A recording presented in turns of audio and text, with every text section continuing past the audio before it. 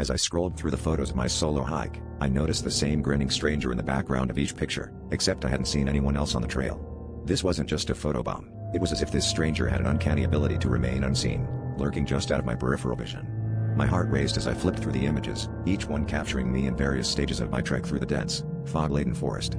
The stranger's grin was unnatural, too wide, and his eyes seemed to follow me from one picture to the next, piercing through the digital screen. The trail had been eerily quiet that day, the only sounds were the crunch of leaves beneath my boots and the occasional rustle of branches swaying in the breeze. I remembered pausing by a small, serene lake, feeling a strange sensation of being watched, though I had dismissed it as paranoia.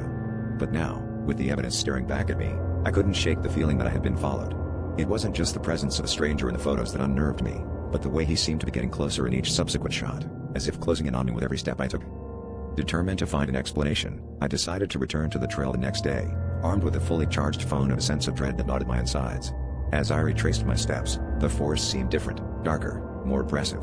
I reached the lake and took out my phone to snap a photo, hoping to catch a glimpse of the stranger in real time. As I reviewed the image, my blood ran cold. There he was, standing right behind me, his grin wider than ever.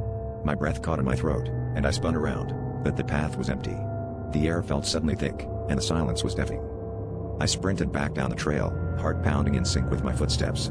As I reached the trailhead, I dared to look at the photos once more. The last image was different.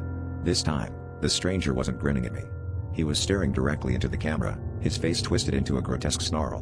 Beneath him, scratched into the dirt, were the words, "See you soon." I dropped my phone in horror, the realization sinking in that this was far from over.